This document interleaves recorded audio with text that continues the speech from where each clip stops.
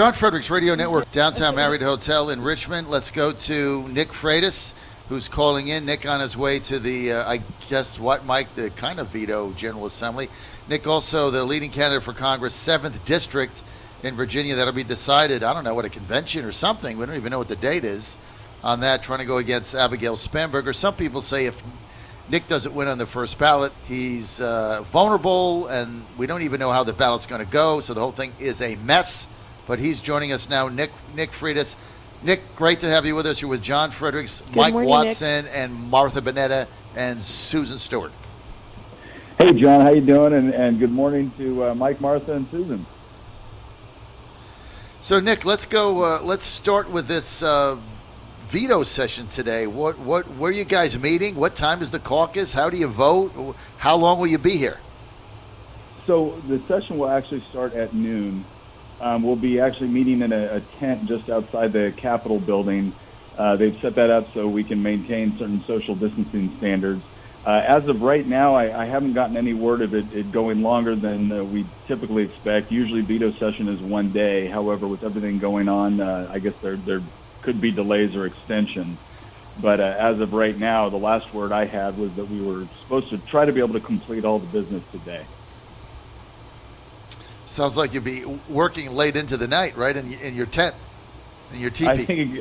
I think it could definitely go late based off of the number of governor. There hasn't been a lot of vetoes, but definitely a lot of amendments to bills, and especially a lot of amendments with the budget. And so we'll see what happens versus how much stuff is voted on in block versus how many things are voted on individually.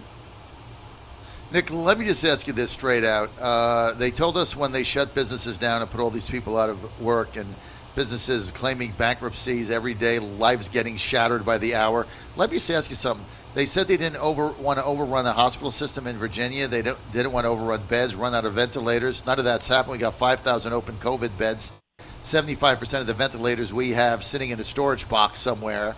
Then they said, well, we can't have people die. Now we find out, well, there's 300 people are dead out of 8.5 million in Virginia. 100 of those came from 2 nursing homes. That is 1/3 of the number of people who died of the common flu, same period, 2019. Why are these businesses still closed, Nick?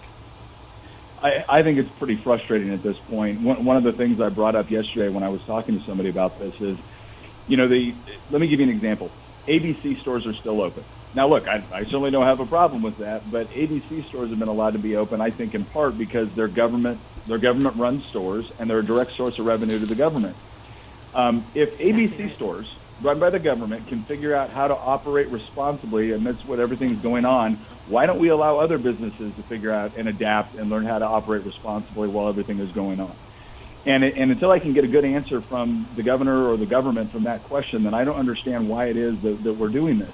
I think everyone takes this healthcare crisis seriously, but by the same token, we've seen how you can operate effectively and efficiently during this crisis. So allow these businesses to go open so we're not creating another crisis on top of the one that we already have.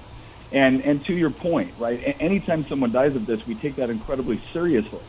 But by the same token, we don't want to flatten the curve so much that we not only have an economic crisis, but that we don't allow for medical adaptation, we don't allow for herd immunity, and the end result is that later on down the road, we end up having another spike because of practices that were put in place that were not good for the medical concerns that we have, and certainly not good for the economic concerns. I mean, I trust that people want to be able to operate their businesses in a responsible fashion, but my gosh, if they're not even allowed the opportunity to and they go out of business, again, we run into the situation where the cure is worse than the disease.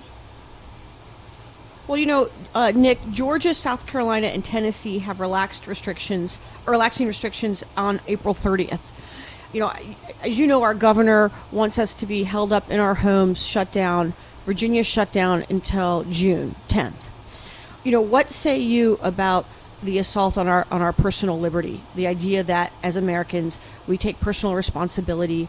We have the ability to make decisions that, as you just said, are, as business owners, we want to have safe environments. We want to have safe businesses for the community, and we want our doors to be open. But I was hoping you could speak to that personal liberty and freedom aspect of all of this. Well, I don't think the Constitution was written just for nice and easy times. It was also written for times of crisis. And so this idea that everything Right. can be suspended at the whim of an executive order is something that should be scaring a lot of us right now. If you give people good data, Right. you give them good information, then I think they make good decisions as a result. Now, I've heard people say, well, no, that's not enough. And I actually heard someone say, well, people are too stupid to follow good information. I'm like, okay, well, if you really believe that, if you really believe that people are too stupid to follow, what do you think the government's made of? Do you think politicians are made of finer clay than the rest of the general population? Because I certainly don't think so. I think you give them good data. I think you make sure that they understand what they need to do. You allow people that need to engage in greater isolation because they're more susceptible to the consequences of the virus. But then you allow other people to be able to, again, adapt their living style, adapt their work style in order to be able to responsibly operate within this environment. And if the ABC store can figure it out, which is run by the government, then I think other stores and other institutions can figure it out as well. Nick, let's get to your convention. Let's get to your nomination battle to go up against Abigail Spanberger. What is going to be the selection process now? How does this work? I've heard 5 different versions.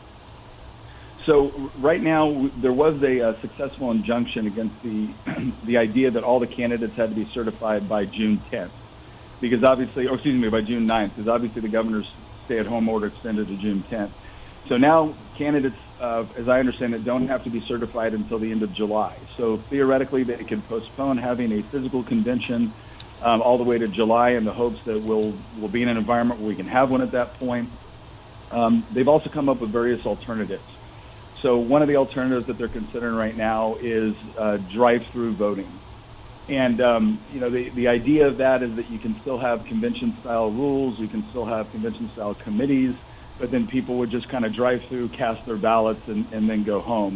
The only issue that comes up with that is you need to make sure that you have enough places where people can actually drive through to where you're not having some voters, having to go an hour and a half, and how long are they going to be sitting in the car waiting to vote versus other ones that are 5 minutes away from the site. So they're trying to work through all of those things right now in order to do this in an open and transparent fashion. But the most important thing the 7th District Committee is looking at right now is trying to make sure that everybody that did pre-file to be a delegate has some way of allowing their voice to be heard. But we still don't have the details on what specifically would happen. So what if there's not a first ballot victory? So, I mean, everybody's driven. You drive by, I guess you hand the ballot in. You got to give ID or something. You hand your ballot in, and let's say first ballot, they count them, and you've got 44%.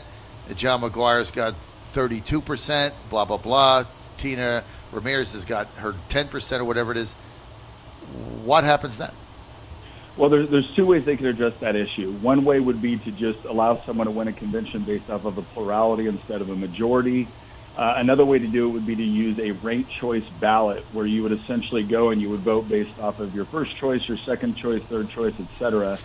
And then what would happen is they tally up those ballots, and whoever were the first candidates to drop off, essentially they would look at those ballots, determine who the voter's second choice was, and then those votes would be tallied up toward that person, and that is how you'd be able to get someone winning with a majority. So that would be ranked choice. So I tell you what I would do, though. I'm going to turn this over to Mike here. He's got a question, but let me just ask you something. I mean, if I was I'm not in the 7th, but if I was in the 7th and I was voting for Nick Freitas, which is which I would do, I wouldn't put 2nd through 7th. I would just put Nick Freitas. I wouldn't rank any of the others. And if all your supporters didn't rank any of the other voters, any of the other candidates, if you just said, hey, if you're voting for me, don't rank anybody, then that whole system blows up. That's certainly what I would do. I wouldn't rank anybody. I just vote Nick and leave. So that's the flaw in that system. Well, there's an option where people can do that, and if theoretically, if everyone did that, which we think there's a low probability that everyone would, but if everyone did that, well, then you would probably have a situation where you would either have to come up with some sort of alternative, or you would have to say that somebody could potentially win off of a plurality. But generally speaking, it does work in the sense that if you do have candidates with fewer votes drop off and people have voted for, they've actually ranked the candidates how they want to vote, you do have a method for finding a majority candidate, even if someone isn't allowed to engage in multiple ballots. Do you understand why I hate these conventions now, and why all of these elections, federal and state, should be via a primary? These things are, I mean, the fraud and manipulation that is it opens it up to is unbelievable. Here we are picking a federal candidate with a drive-by ranked voting. It's the stupidest thing I've ever heard. All right, enough of that. Let's go. Anyway, Nick, good luck with that. We'll keep you posted. I want to get back to Mike Watson. Mike? Hey, Nick, I want to just go back briefly to this reconvened session today, and a couple of points. First of all, the only veto that I've been able to find is redefining milk. There was a bill passed that said you could only call yes, I'm milk very from familiar a with this mammal yes. As milk. Well, that was vetoed. So that one, if that was keeping you awake at night, folks, then that one's gone. But and undoubtedly, I know there was a Republican caucus conference last night. There was undoubtedly a Democrat one as well. A lot of these bills are already. We have a caucus? Well, okay. Well, that's a whole other discussion, John. And I'm not going to put Nick on the spot with that right now. But a lot of technical adjustments, as there always are. They'll go through in block votes. But there are a number of bills that is going to be discussed. I'm curious to how some of the Democrats are going to react to them. I went through and kind of made a list of what were really hot topics for the Democrats this year. What the governor's proposing is delaying or maybe even because of the budget, maybe even cut the funding for, but delaying teachers' raises, project labor agreements, prevailing wage, collective bargaining, minimum wage. These are all hot issues that the Democrats ran on. How do you think they're going to respond to saying, you know what, we're going to push these off until May 2021, perhaps? Number one, what is your thought? What do you think we'll see on the floor? And I'll call it the floor because, I guess it's a floor under a tent. But what do you expect? A TP. Yeah, under the TP. What do you expect, A, in that? And B, what does that tell us about how bad these particular bills are for business in the Commonwealth of Virginia?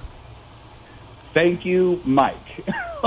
That is exactly the point that a lot of us have been trying to make here, is that, we made this all during the General Assembly session. I'll take one example, raising the minimum wage, because they passed legislation that essentially doubled the minimum wage over a couple of years. And one of the arguments that we all brought up was, look, this isn't just bad for business. This is bad for every younger, low-skilled labor employee who is trying to be able to break into the marketplace. And you can see this across the world, not just the United States. Every time you raise minimum wage, you usually get a spike in youth unemployment, because it's the younger people that don't have as much experience, that need to get that first job in order to build it up, that have now been priced out of the marketplace because you've made it horrendously expensive to hire them. And we argued that this was bad for the economy, bad for business, bad for employees, and Democrats got on the floor, and the speaker actually cut off debate on this. She allowed 4 Democrats to get up to speak. She allowed 1 Republican to respond. I know I had my light on to talk, and she didn't want me to speak, apparently. And what they said was, this is a moral requirement, and this is finally going to help people raise their families, and we have to do this, and this is critical. And then we have a crisis like this, and what does the governor do? Well, he says, well, we need to delay it. And I'll tell you my problem with the delays is because when you vote for it, so even if you like some aspect of a governor's amendment, if you vote for that amendment, you are voting for the underlying legislation. And that is bad legislation. The governor should not have delayed it. He should have vetoed it. If you can acknowledge that this is going to be bad for business, if you can acknowledge this is going to be bad for the economy, well, then why delaying it 4 months? What's that going to do? Right? So, no, veto it. And that's the pushback that I think a lot of us, the message that we're going to send to the governor is that, no, you don't get to come up with this little temporary solution as if the underlying legislation makes sense. You need to veto this because you've just acknowledged that this is going to have negative consequences for all of the businesses.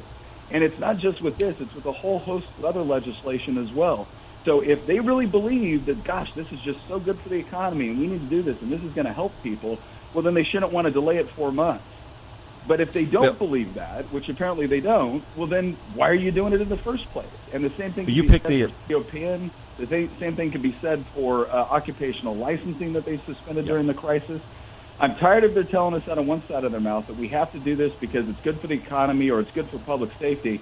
And the moment we have a public safety and an economic crisis, they suspend all the rules they told us were necessary.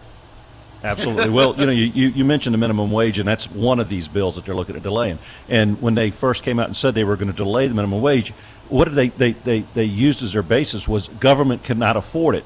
The additional cost that it was going to bring on in for government employees, because there are a number of employees that are at minimum wage for the state government. And they say that out of the one side of their mouth, as you say, well, government can't afford, because we can't print our own money. We can't afford to raise minimum wage. But what is that? What does he think businesses do? I think they would probably frown on me printing money out of my office. So this is insane, and how they can stand up for some of these bills that have already made what I think Virginia is a challenging state to be competitive for a lot of industries to come into, and this is going to make it much more of a challenge.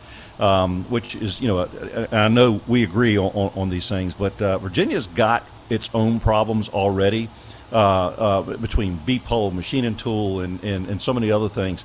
Now to add on all these other factors that are going to make it that much harder to recruit businesses to come to invest in the state, it just makes no sense. Well, we always knew these Democrat policies were going to come face to face with reality and slam right into it eventually. The whole thing going on with Corona right now has caused them to slam into reality much earlier than they anticipated.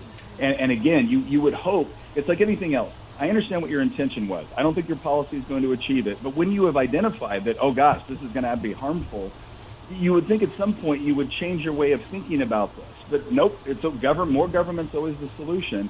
And like you said, I think it's ridiculous that the government can acknowledge, well, we can't afford this. Well, what makes you think businesses can afford it?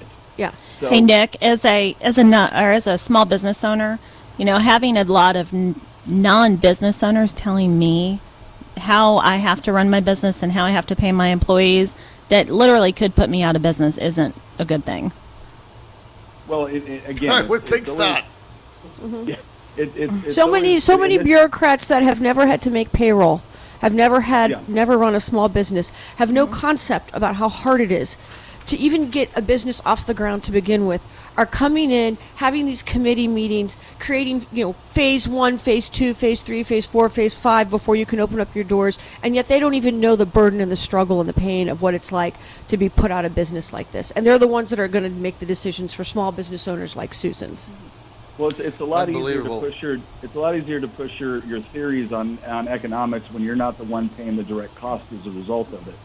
And what they don't seem to understand is that, and again, they finally understand that, oh my gosh, you mean the government isn't going to get as much tax revenue? Yeah, that's what happens when you shut down all of your businesses. You don't get as much tax revenue. It turns out that government doesn't create jobs, the private sector does. It's a shame. That's the first thing they think of when they start looking at the impact of these things. Oh, wait a minute, this is going to cost the government money. They don't care about what it does to the employees, to the business owners, to the private sector out there. All right, Nick, we're out of time. Good luck today. Nick Freitas. Thank you, Nick.